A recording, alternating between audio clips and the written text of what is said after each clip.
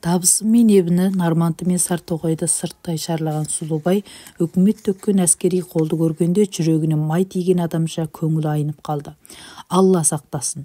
Құмырсқаның илеуі ғой мынасы. Егер мыналар бірақ қаптаса, азғантай қазақты жұтып қояр ма екен? Бұған қайтып төтеп бере алмақпыз, деп бірнеше күн ішкі арпалыспен жүрді. Тоқтарбай Әлқайдарлар шепке шығып, жай бірақ жатқан шеріктерге тұтқиыл шабуыл жасамақ еді. Сұлубай мен Арыстанбек қазірше тоқтай тұруды жөн санады. Манадай сәті түсіп тұрған іске көлденең болған екеуіне Тоқтарбай ренжіп қалды да: «Жә, енді не істемексің? Бізге не істетпексің? Дайын тұрған тамақты жеуге де қосылмадың. Енді мынадай тегін жатқан келапан құйрық бізге қайда?» деген кейде балаша томсара қалатын әдетімен. Сұр аттың жүрісімен тербеліп бір жағына қисая отырған Сұлубай: «Қайрай бер пышағыңды, құйрықтың кереметі алда, көпті болып жей алмай қалмасаң болды» деген әзілмен шыны аралас.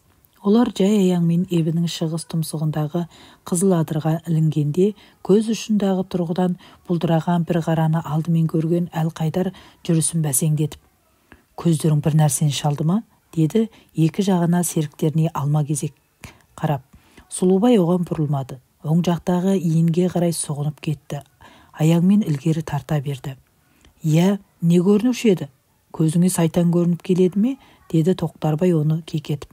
Шыдамы таусылған Әлқайдар Сұлубайдың алдын кес-кестен түсіп салып тұрып: «Естерің дұрыс па? Анау қара шоқыда бір нәрсенің қарасын көзім шалды. Жау болмасын» дегенде Тоқтарбайда күдігін жасыра алмай Әлқайдарды қостады. «Сұлукей, қалқаңдаған бір нәрсе жүр. Оңға қарай бұрылып, тоғай жаққа тарта жүрсе қайтер еді? Тым жалтанға шығып қалдық-ау деймін» деп Арыстанбек те шоқы жаққа көз салды. Үзеңгілесе келген Арыстанбекке бір түрлі мәнді бейнемен қараған Сұлубай: «Жүре көрейік. Жау болса да, дос болса да қарасы алыста сияқты ғой. Егер жол тосқан жау болса, быдырмаққа түсіп із жаздырып кетеріміз» деді. Олар қызыл тұмсыққа таянғанда күн сәскеден ауған болатын. Сәске мезгілінде сар далаға шөгетін буалдыр сағымнан көз алмаған Әлқайдар бес атарын алдына көлденең салып, ат басын қиғаш шығысқа қарай бұрды. Ат бойы алда кетіп бара жатқан Сұлубай жан-жағы ашықтау, айнала анық көрінетін жылғаның басқы тіремесіне келіп аттан түсті. Әлқайдарлар аттан түспей арт жақтағы азық-түлік артқан көліктерді айдаған азаматтарды тосып тұр еді. Сұлубай: «Ей, қарап тұрасыңдар ма? Бұларың қай тұрыс?» деді де атының ер-тоқымын алды. Қалған жігіттерде сатыр-сұтыр аттан түсіп, азық-түліктерді түсіре бастады. Қарауылда жүрген аңсаған: «Оң жақтағы быдырмақта жағалаған кісілердің қарасы көрінеді» деген хабар әкелді. Өңі қуарып, дауысы дірілдеген аңсағанды көрген әлденеден секем алған Әлқайдар: «Айтқаным келді ме? Бәлем, бұл жақта қазақша киініп жүретін қарақшылар, сақшылар болады деуші еді. Қамданайық, қай тұста?» деді. Дауысы бұзылып, бір түрлі долы шықты. Бұл жақтың сыр сипатын білмейтін Арыстанбек Сұлубайға қарап еді. Ол асықпай саспай мылтығына оқ басып аңсағанға бұрылды да: «Әлеке, тоқта. Ажал айдаған аң адырға жүгіреді деген осы. Дайындалыңдар, әй жігіттер, азық-түлікті ана үңгірге жайғастырыңдар» деді де алақанына түкіріп сандықша тасты бетке ұстап, аңсаған нұсқаған жаққа көз тастады. Арыстанбек мынадай атысты көрмегенімен соғыс өнерін кітаптан оқығаны бар. Сарсүмбедегі кезінде Бейсұлтаннан мылтық атуды үйренгені бойынша Сұлубайдың аяқ жағын ала екпеттеп жатып еді: «Жарайсың, жігітім. Егер жауы бола қалса, алғашқы кезекті өзіңе сыйладым» дегенше аяқ жаққа кеткен аңсаған жүгіріп келіп: «Сұлукей, қазақ екен, қазақша киінген кісілер екен» деді ентігін баса алмай. «Бұл жақта қазақша киініп жүретін моңғол қарақшылар болады, алданып қалмайық» деді Әлқайдар сыбырлап шай қайнатым уақыттан соң. «Уай, қайдасыңдар?» деген күшті дауыс тыныштық құшағындағы жалпақ даланы жаңғыртып жіберді. Дауыс бірнеше рет қайталанды. Тоқтарбай Қапардың даусын қалт кетірмей таныды да төбеге шығып дауыс берді. Өткенде Сұлубай қоштаспай кеткен соң Оспан ауылын өндір қараға еңкейтіп жіберіп, олардың жолын тосып алдарынан шыққаны осы екен. Қапар атынан секіріп түсті де Сұлубайды қапсыра құшақтап кеудесіне басты. «Ойпыр-ау, мына екеуің Жыл көрмесе қайтер еді? Ұзатылған қыз ұқсап көріске баспаса егеді, деп Оспан ақсия күліп Сұлубайдың сирақты бесатар сүйеулі тұрған тасқа келіп отырды. Арыстанбек пен Қареке Оспан елеп ескермесе де кішілік жолмен сәлем беріп амандасты. Біз аттанарда қош деген бір ауыз сөзге жарамай қалып едіңдер, қайдан жүрсіңдер, қайда кетіп барасыңдар, деді Тоқтарбай Оспанға иықтаса келіп.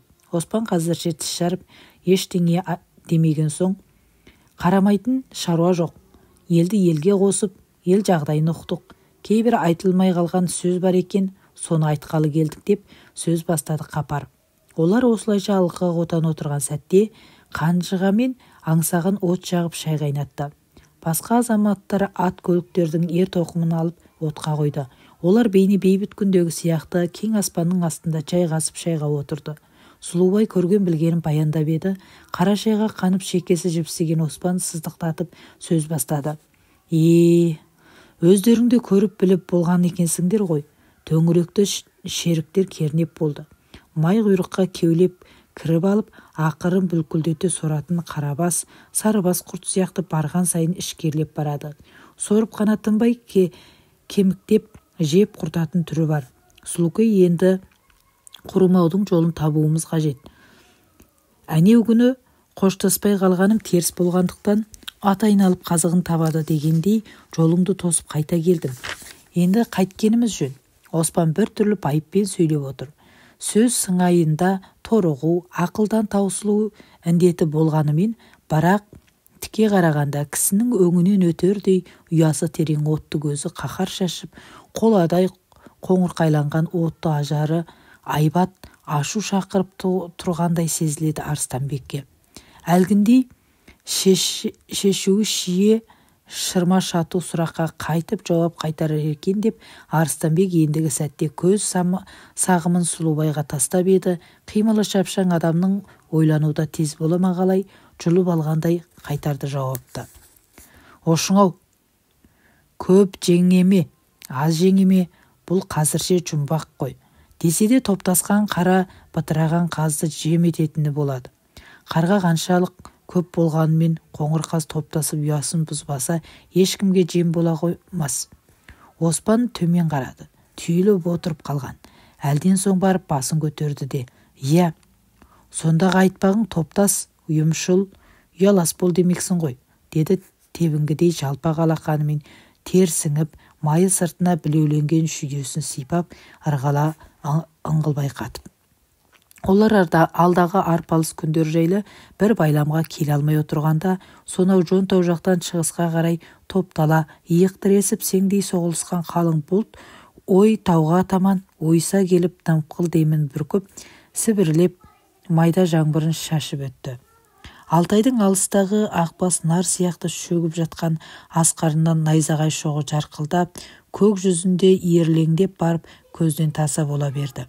Жоңғардың жиегіндегі қобының қапырық ауасынан төтеп, қаңсып келе жатқан жортуылшылар да, ат көліктер де салқындап, аз да болса сарайлары ашылып кеңіп қалды. Кейбіреулері бастарына шыттарын алып, тоқырайған төбелерін жаңбырға төседі. Жыл 12 айдың ақпаны мен шілдесіне аттан түспейтін халықтың бір ғадеті, барша ізгілік пен жақсылық атаулы көктен жауады дейтін ұғыммен жаңбырмен рахаттанып, әңгімелерін тоқтатып, үнсіз отырып қалды. Бу бүркіп жаңбырын себелеткен бұлттар легі бұлар отырған тұстан ауып алыстап кетті де, аспанның қиыс шетінде доғаша дөңгеленіп кемпір қосақ көтерілді. Айнала атыраптағы қоңыр таулар мен жатаған кезеңдер жасыл түске ауысып, лезде құлпыра қалды. Шаң тозаң басылып, жауыннан соңғы самал жел олардың танауына дала өсімдігінің саумал иісін бағышлап сергітіп тастап еді. Оспан қарсы алдында қас қайып отырған Қапарға сөйле дегенде иек көтерді. Қапар оң жақ қолымен жағын таянып, кемшағы ойланып алған соң: Ой-бой, Сұлукей, өзіңнен айырылған жарым ай ішінде Көктоғайдың жарым жерін аралап, ауыл-ауылдағы азаматтардың аңғылын байқап келдім. Жауда кегі үкіметте өштігі бар ауылдағы азаматтарда қарап жатпаған көрінеді. Мөрті келгенде шеріктермен шекісіп жүр екен. Өткенде сендер Оспаннан ақыл сұрасаңдар, енді Оспан өздеріңнен ақыл сұрап келді. Кәнеки, деп еді Сұлубай. Бізді іздеп келгендеріңе мың рахмет. Қоштасып кететін ит шеккенге бара жатқан жоқ едік, деп жаңбырдан соң жайнап тұрған далаға қарап отырып қайта сабақтады сөзін. Шегірткедей қаптап жатқан шерік тойға келе жатқан жоқ. Бір сойқанды шығарғалы жатқаны мәлім. Ала қыстай сар ізімізге шөп салып бізді өкшеледі. Шамасы жетпеген соң қарулы күшпен тұншықтырмақ қой. Енді елді жағалап бір жағынан қол топтап дайындық көрейік. Тіпті шашау шыққан шерік болса, ептеп қару жарақ ат көлік алатындай боламыз ба? Қалайда қазір найзаның ұшы мен мылтықтың аузы бізге қаратулы екен, хабарласып тұрамыз. Олардың әңгімесі үзіліс алғанда аспан шайдай ашылып, айнала атырап, жуылып тазарғандай түс алды. Атшылар да ат көлікті жақындатты. Жөн, деді Оспан Сұлубайды жауырынан ұстап, ырғап тұрып. Атқа мінер азаматтар қару жарақ сайлап, таға шегелеріне дейін дайындап жатқан көрінеді. Біреуге есе жіберетін елдің баласы емеспіз ғой, ал басқа не айтарымыз, амандықпен жолғалық.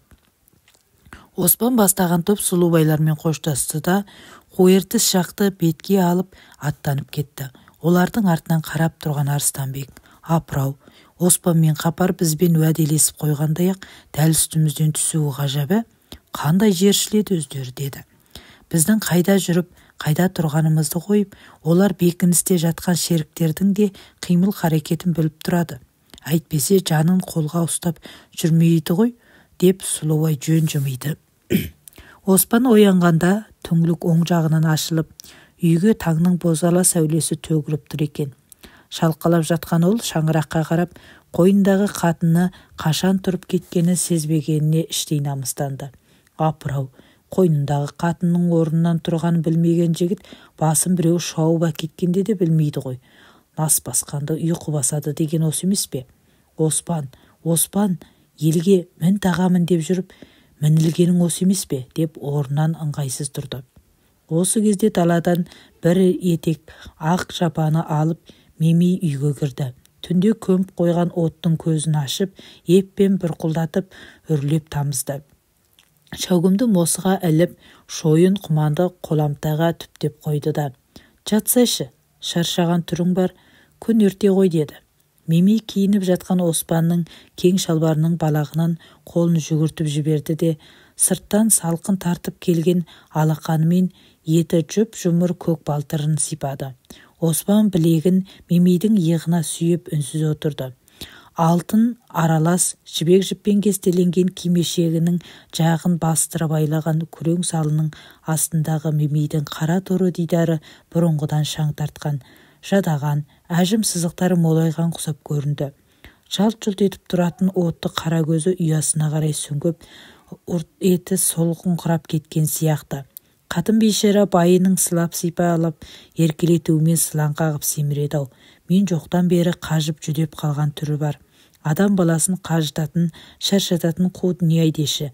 Ол осылай ойланып толғанып отырып, бәйбіше жар төсегінде жайланып жатып, рахаттанғанды кім жек көреді? Мына заман жамбасыңнан су шығарғалы, әуелдесең қанға бояғалы, заман ақырды біздің басымызға орнатқалы тұрған жоқ па? Кім біледі? Кешегі түн екеуміздің ең соңғы рахаттанып бір ұйықтағанымыз болар ма? Бір алла жар болмаса, туыс туған, жолдас жораның сүйеніші қаншалық қауіптен құтқарар дегенде, Мемей оның дауысынан мұң толқынын, шерлі зар лебіні аңғарғандай болды.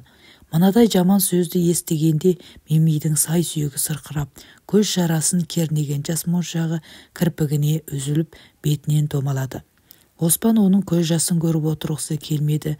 Аяды ма, басқаша ойы бар ма, далаға шығып кетті. Аспан шайдай ашық еді бүгін. Күн әлі көтерілмеген.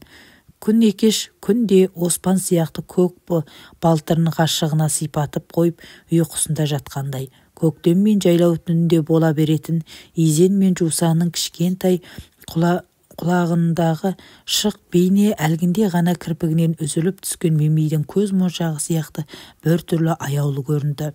Ақшулан арай үлпілдеген аспан аясында көтерілген боз торғайлар жағы талмай-талмаураған бір түрлі сырнайлы әнге басады.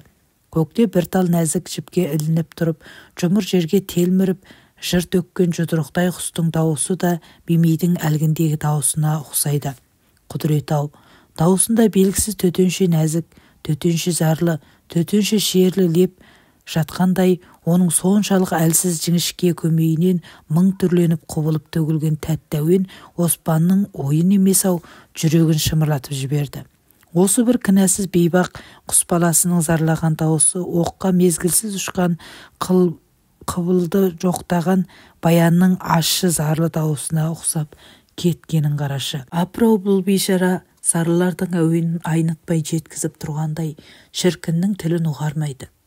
Оспан көкке қарап тұрып, апыр-ай, бозалатаңнан аспанға шығып алып, бебеулеген мына бейбақ, бәлкім осы жер бетіндегі пенденің қорлық-зорлығын Алла тағалаға мұң етіп шағатын мұңлық құс па екен, деп те ойлады. Шырқау көкте шырылдаған мұңлық құсқа қосылып тағы бір алып өркестір ойналып жатты. Ол қозы мен құлынның, бота мен лақтың, жас төл жас ененің бірінің таң алдындағы сағынышы, махаббаты сияқты.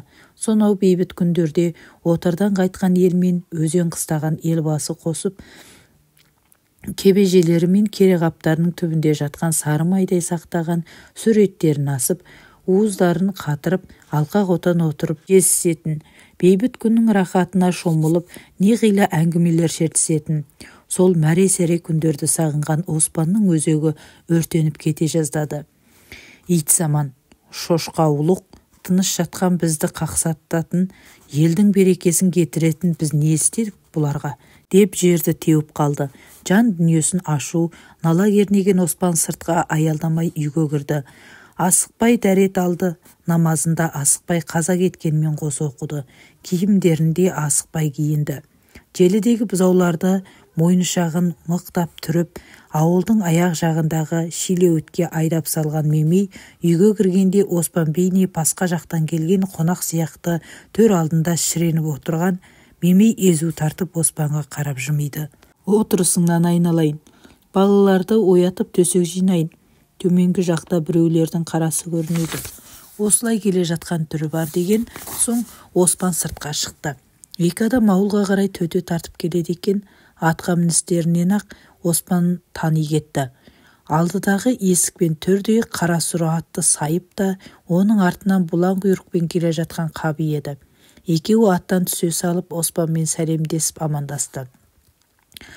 Шерияздан аттары ала салау мама ағашқа байлады да есік ашуға ыңғайланып еді. Шырағым, өзің үйге бара бер, біз сыртта біраз аялдайық, деді Қаби. Бұлар үйдің сырт жағындағы жусанды төбешікке келіп отырды. Бір тал жусанды үзіп алып, құшырлана иіскеген Оспанға таяна отырып. Ошың, кеше түнде жеткен хабарға қарағанда, өкімет ел ішінде үгітші жіберіпті, естіген боларсың, деді Қаби. Оспан балағынан тартып тізесіне дейін қошқар мүйіз өрнек салып, сырылған шалбарының шықырын жоғары көтеріп, малдасы құра отырған еді. Сол отырысты бұзбастан Қабиға қарап, Арсынбе жақтағы Топай деген шайқып пани ағаларың, қыран бүркіттің жалтыр мұзда несі бар, Топайдың сұлу қызда несі бар деуші еді. Сол айтпақшы, Оспанның өкіметте, оның жел буаз үгітшісінде несі бар? Қайдағы теріс законды уағыздайтын үгітшінің төбесін көрсем жүрегім айниды. Дегенімен, келсе келсін, аужайын байқайық деп, көк қуалап жайылып ойнақ салған төлдерге, қара адырдан мамырлай асып бара жатқан ақтылы қойға көз салды. Осы кезде ел аралап шерік штабын сырттай торуылдауға кеткен қуанышпен қарамандарда ат терлетіп жеткен еді. Аттарының ауыздығын алып отқа қойды да, екеуі іркес-тіркес Оспанның қасына келіп отырды. Қуаныш қою қара мұртын ширатып. Бәрінде естіп, біліп жатқан шығарсыздар. Сарсүмбеде Макида шіңгілден қуатқан, Көктоғай елінен өкіл болып, Марғау деген 3 қасқа үгітші елші болып, ел аралап жүр екен. Ертең осы ауылға қонаққа келмек түрі бар, деп Қабидің әлгі ақпарын толықтай түсті. Оспан басы изеді. Апар, Би жоқта құл жүреді жорғаға, ит жоқта шошқыр еді қораға дегеннің дәл өзі болды ғой. Өзгенікі өзге, марғаудікі не осы деп тыжырынды. Олар орын жаңалағысы келді ме, ауылдан ауашалау әзірше мал аяғы тимеген көгалда белеске қарай бет алды. Көктоғайдың Ойтау жаққа қараған жер бедері ғажайып. Бас аяғына көз жеткісіз кіші ағдала алқабының ормансыз жалаңаш болғанымен, Қызылдың ар жақ бер жағындағы адырлардың сайсаласы, өзектері мен жықпыл-жықпылдары шилеуіт, қамысты келетін ықтасын қоныстар, ал түстік жағындағы Белқұдықтың маңы да сырт көзге тарихи музей сияқты көрінеді. Бұл өңірдегі қап-қара, мөп-мөлдір қазандай тастар күндіз күн шұғыласымен, түнде ай сәулесімен шағылысып, адам ойын қай-қайдағы бір хикмет дүниеге бастайды. Олар көрінісіне қызықтап, қолдарын арттарына ұстап, жай адымдап келе жатыр еді. Алдағы қапар басқалардың ойына жоқ бір әңгімені сетінетті. Қуаныш-ей, деді тоқтай қалып, әлгі тастарды саусағымен нұсқап тұрып. Мына теңкиіп жатқан тастарды танисың ба? Қуаныш қалыңғасын кере жай күліп еді.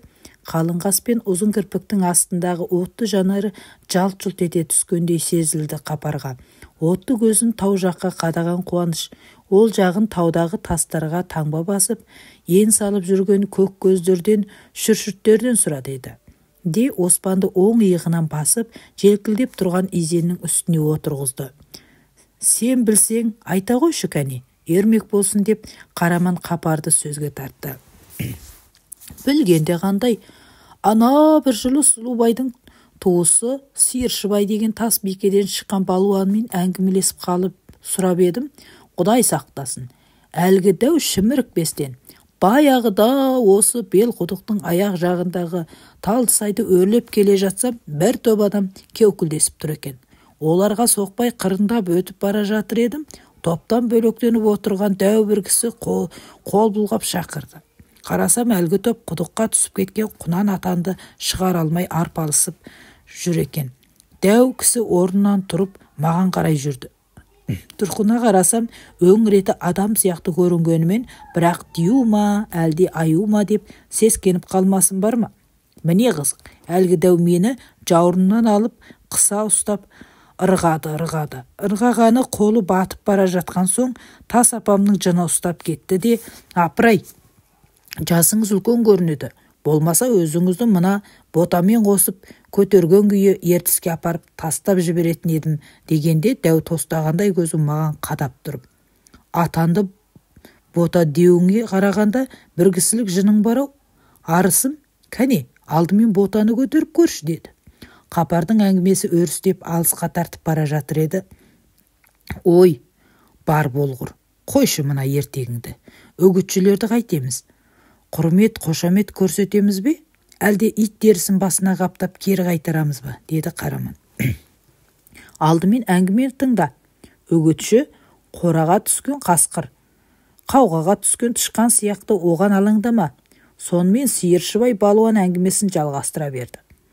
Құдық басындағы жігіттерді ығыстырып жіберіп, қан жағамдағы 12 құлаш қайсар қанымды әкелдім де, құдықтағы Құнан Атанның белінен салып, өркешінен ұстап едім. Жануар қозғалмады. Қайсар ханның ілмек жағын иығыма салып, екі өркештен тік ұстап тұрып, шақабай деп шалқалап тартып кеп қалып едім. Құнан Атан қолымда ойнап сыртқа шыға келді. Манағы дәу кісі жүгіріп келіп, құшақтай алып, жөнімді сұрады. Бауырым екенсің ғой, тоқалдан тусаңдағы осыншалық қайратты Құдай берген екен. Егер бәйбішеден тусаң, саған пенде баласы тең келмес екен деп батасын берді. Сөйтсем, ол Есентайдың Шақабайынан шыққан атақты Қайыспай балуан екен. Сиыршыбайдың айтуына қарағанда, ол бір жылы Қайыспай балуанмен Зұлқаның Белқұдығындағы бір тойда кездесіп әңгіме шертіпті. Сонда осы тастарды диюлармен адамдар соғысқанда бір-біріне лақтырған екен деп Қайсекең балуан айтыпты дегенде, Қуаныш Қапарды арқаға қағып, әйтеуір пышпыратып бірдемелерді қоңырстасыңды отырасың. Ал Сиыршыбайдың Құнан Атанды өркешінен алып құдықтан шығарған, безді асауды құлақтан ноқталаған әңгімелерін естуім бар. Кейінгі әңгімеңде дей беріп еді Оспан. Уақыт тоздырмаңдар. Қараман, сен Сұлубайды, Әлқайдарды шақырып кел. Ол екеуінсіз мен жұмыс бітіре алмасымды білесің ғой, деп Қараманды аттандырып жіберді де көп айналмай үгітшілерді қалай қарсы алудың қамына кірісті. Арада бір күн өтіп, кешкі апақ-сапақ кезінде қарауылда жүрген азаматтар жасы 20-ға енділінген сидиған ұзын бойлы бала жігітті айдап Оспандікіне әкелді. Қапар тақымдап тергеп отыр еді әлгі жігіт. Ағайлар, мен тыңшы емеспін. Сіздерге келе жатқан Макила дегеннің ат қосшысы боламын. Бірақ көңілім, ниетім сіздер жақта. Маған Бейсұлтан Қапар мен Арыстанбекке тілдес деп астыртын жұмыс тапсырды. Оспанмен кездессем болушы еді. Мына үгітшілер сіздерден сыр тартқылы, қару-жарақ, адам саны қаншалық екенін білгелі келеді. Әуелі сіздерді өкіметке бағындырып бермек. Дөңгелек қызыл шырайлы, жүзі балбұл жайнаған жас жігіт қаншалық ақтарылса да Қапар оған сене қоймады. Оспақтап сыр тартып жүрген тыңшының бірі болар деген оймен байлатып тастамақ болды. Ағатай-ай, Аллаға сенсеңіз, маған сеніңізші. Үгітшілер ертең қонаға осы ауылға келеді. Мені байлап тастасаңыз, кейінгі шаруаларыңыз ақсап қалады ғой. Төбінде шығар төбеміз бір, оқ атар нысанымызда бір болатынына әлі-ақ көздеріңіз жетер, деп жалынып жалбарынып ант еткен соң Қапар: атың Нұртай, сүйегің Қазыбек болды ғой. Бірақ сен өтірік айтқан болсаң, түбінде опық жейсің. Оспан мен Арыстанбекті танымаймыз. Сенмен ендігі жерде қалай сөйлесерімізді уақыт белгілер. Кет, жолыңа түс, деді де айналдырмай аттандырып жіберді. Әлгі неме Арыстанбек екеумізді сұрап қайтпек екен. Кейін Қапар деді асықпай, саспай: бірді екілі үйді қазақ салты бойынша ауаша тіккіз. Олар бұйымтайын толық айтуға жол қоялық. Елшіге өлім жоқ деген жосын бойынша байқап көрейік. Ел ішіндегі көбең, Қадылқан сияқты жөн білетін, сөз білетін ағаларын шақырта, қонағасыларында тойдан кем түспей дайындаңдар. Ол сөйлеп отырып, шаттанып, манаураған дала төсіндегі батырап жайылған малға қарап қойып, қайта жалғады сөзін. Өздерің жақсылап бір түйінге келіңдер. Шешер түйін, қояр тілек бір арадан шықсын. Ала жаңқа болмай, сөзбен де, оқпен де жығатын жағын қарастырыңдар. Егер Сұлубай екеумізді келмесе болмайды деп жазса, ыңғайына қарай көре тұралық. Ал сырымыз ашылып қалмауы үшін Арыстанбек жайлы ауыз ашушы болмаңдар, деп сөзді сыналап отырып құлағына құйды. Айтқандай-ақ ертеңде қонаға үгітшілерде Оспанның ауылына жетті. Қапар бастаған ағай мен сығайлар бәйек болып қастарында жүрді. Шайден соң қонағасы малға да ертерек бата істетті. Олар Оспан мен Сұлубайдың дерек ала алмаған соң көңілдеріне әлде ғанай көлеңке қонақтай қалды. Үгітшілер екінті әлетінде ауыл тірлігіне сыр ұқпаққа далаға шығып еді. Құлазыған дала мен қоңырғалды ауыл көрінісі оларды тағы да бір түрлі көңілсіздікке бастады. Көңілдеріне күдік пен үрей пайда болды. Ат қосшыларын ауаша шақырып алып: әй Нұртай, дедік, Макила ауылдың бас аяғындағы бейсауыт жүрген қараң-құраң кісілерге қарап қойып. Сырт көзге бұлар жайбырақат жатқанмен іштеріндегі арамдықты аңғару қиын ғой. Әйтеуір ат көлікке ие болыңдар. Ертең жүген ұстап, тоқым жастанып қалмайық. Қапарларда олармен іштесіп әңгімелеспей, қонағасыларын ерте беріп, ерте жатқызған. Ал Макилалар таңертең аман-есен тұрғандарына іштей қуанды. Олар төсек жиналып, дастархан жиылғанша бой жазып ауыл сыртына таман аяңдады. Ауыл арасындағы қайшалысқан адамдарға қарап: арғау, деді Макила жай ғана бәсеңдеумен. Мына құрғырлар не істемек екен? Қызыл танау көрінеді ғой. Қуатқанның жас шамасы Макиламен қарайлас еді. Бірнеше күннен бері сырласып, әзілдесіп жүрген оның сауалына әзілмен жауап қайтарып: еркектері өзіңді қажы қанның ордасына келді деп бәйек болса керек. Ұрғашылары айна тарақ дәметіп жүрген көрінеді дегенде марғаудың ұрт етіп бүлкілдеп, мысық мұрсы көтеріліп күліп жіберді. Макила бойы жағына мына екеуіне қарағанда шарғылар болғанымен, құлық сұмдық жағынан алымды, сөзі де аңдып сөйлейтін аярлығы бар еді. Мынадай қалжыңның ар жағында бір ілгіш жатқанын ойына бүкті. Кенет осылай аттанарда Жанымханның Кауалиге айтқан мына сөздері есіне оралды. Макиланы көріп тұрып, отпен суға итермелеген екеуміз ғой.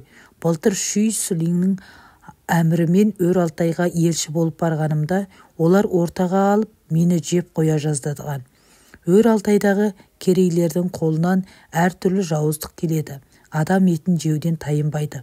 Сол сөзге қарап, мына екеуіне де сенгісі келмеді. Сүйсе де сыр білдірмеуді көздеп, өзінше қалжың айтуға көшті. Сабын тарақ арқалаған саудагер болмасам да, дәметкендердің омырауын сірмеспін. Қайта екеуің сыралықсың ғой, сұрап көріңдер. Марғау қалқылдай күлді, оған қуатқанда қосылды. Осындай ауаша шақта Макила ойына алған бір сөзді деп қалғысы келді.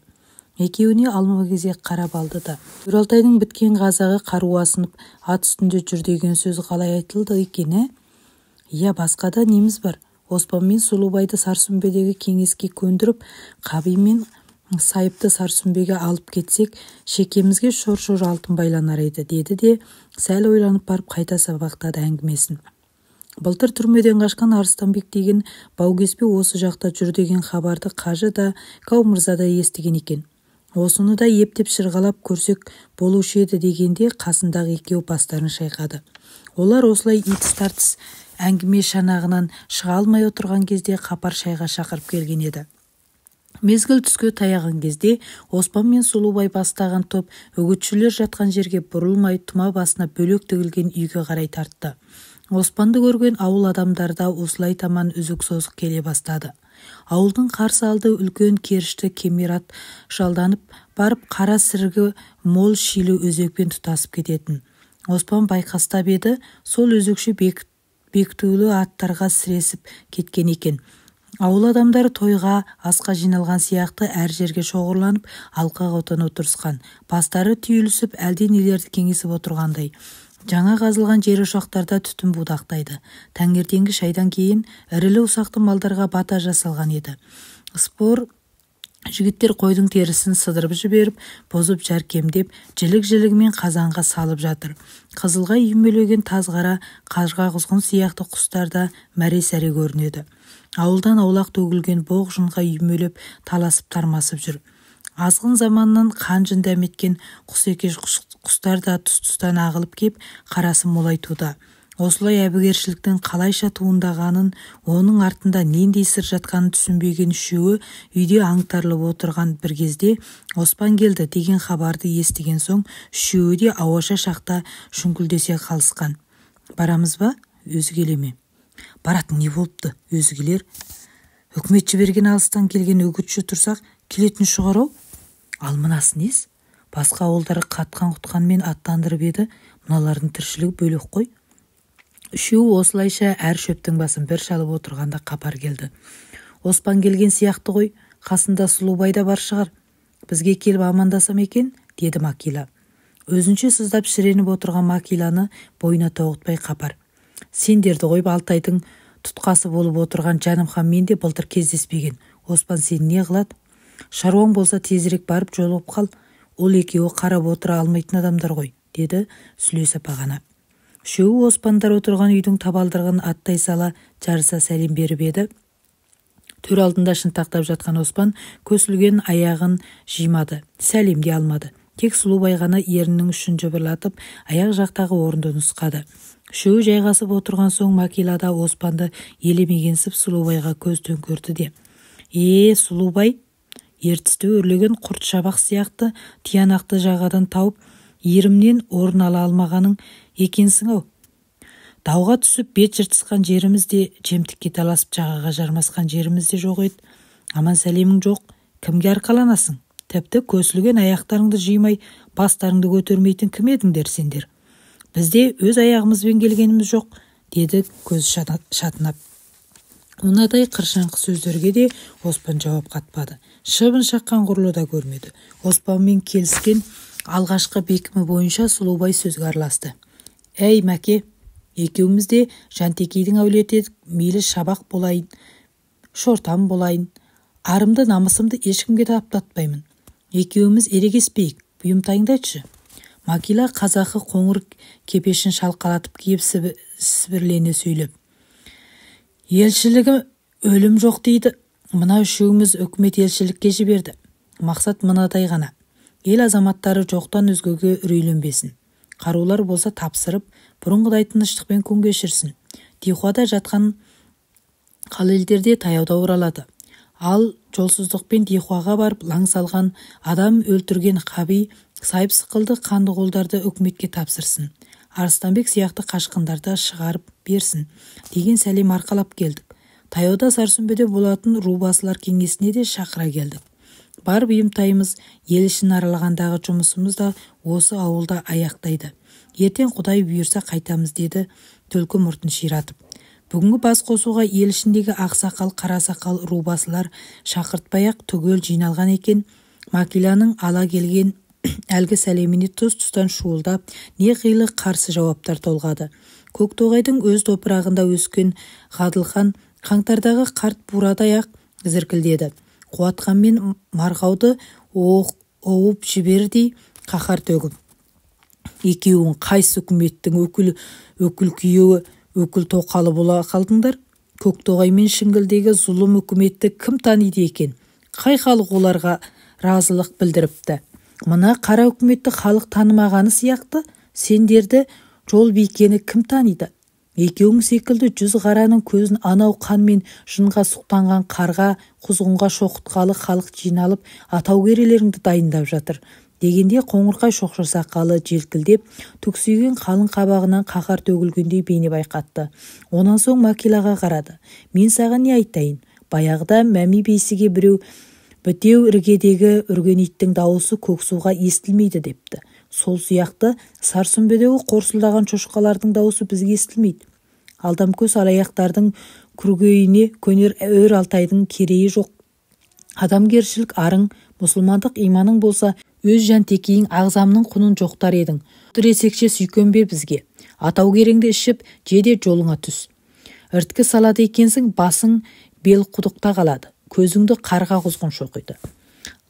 Ғадылханның ашудан айтылған зілді сөзі Макиланың сүйегіне өтіп намысын қозғаса да, Сарсүмбедегі айбатын көрсете алмай. Әлгінде айттым ғой, біз өз аяғымызбен жүрген жоқпыз, ұлықтың пәрменімен жүрміз. Әмір пәрменді жеткізіп, борышымызды өтедік. Атау кересін кім ішіп, кім жейді, оны Алла біледі. Олай болса, біз аттанайық, сый құрметтеріңе рахмет, деп орнынан тұра беріп еді, Сұлубай етегінен басып. Келуің оңай болғанмен кетуің қалай болар екен, Макила? Жанымханның айтағына өріп, өр Алтайды күйзелген, күңіренген елдің көк балтырынан қаппақсың қоя. Мен Ағаралдан ән салып жүргенде, сен Шірікшиде ауылыңа қонған қонақтың жырым шеттігін ұрлап жүруші едің ғой. Бізбен сөйлесуге жолың да, орның да толмайды. Сарсүмбедегі сүйенішін қара төбетің айта бар. Мықты болса, өзі келіп елді тыныштандырсын. Қаби мен Сайыпты алып кетсін. Тоқтарбай Әлқайдарлар қайда екен? Мына үшеуін етек қызылға таман құлдатып, сыбағаларын қолдарына ұстатып жолға салыңдар, деді де үшеуін үйден шығарып жіберді. Апырау, бата жасаған тамақтарынан ауыз тиіп кетсе де жөнеді. Бұларға қайдағы тамақ? Қазақ баласы алаласына ешкімнің арам тұмсығын тықтырмайды, деп Қараман сол арадақ қамшысын білеп еді. Сұлубай араға түсіп тоқтау салды. Өр Алтайға кісіліктеніп келген Макила бүйтіп сағым сынады дегенді ойламаған еді. Ендігі жерде қаншалық жалбарынғанымен Сұлубайлардан рахым болмасын ішіне түйді де тәуекелге бел буды.